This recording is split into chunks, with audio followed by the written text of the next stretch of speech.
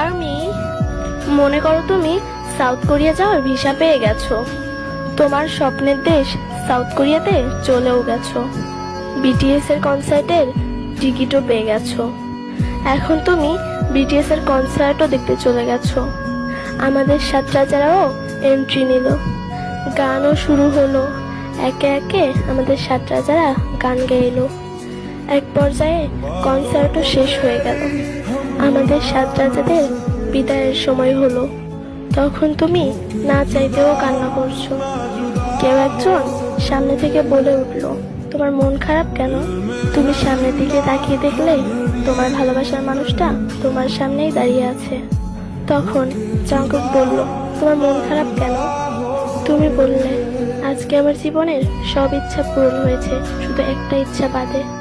Jungkook বলল, কি ইচ্ছা আমাকে বলো, আমি পূরণ করে দেওয়ার চেষ্টা করব। তুমি বললে, আপনি পারবেন না। জাংকুক বলল, বলে তো দেখো। তুমি বললে, আপনাকে নিজের করে পাওয়ার ইচ্ছা জিয়ন সাহেব। জাংকুক বলল, আমি তো অনেক আগেই বলেছি আমাকে একজন আইডল হিসেবে ভালোবাসো। তুমি বললে, পারিনি জিয়ন সাহেব, আপনাকে নিজের করে ভালোবেসে ফেলেছি। জাংকুক বলল, ভুলে যাও আমাকে পাওয়ার স্বপ্ন। তুমি বললে, এই জীবনে হয়তো সম্ভব না। জাংকুক বলল, পরে তুমি কষ্ট পাবে, কারণ আমি তোমাকে শুধুমাত্র একজন আর্মি হিসেবে ভালোবাসি।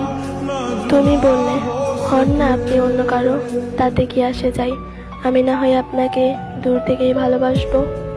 তখন জাংকুক তোমার দিকে চোখে পানি নিয়ে তাকিয়ে আছে। তখন তুমি ওখান থেকে চলে আসলে।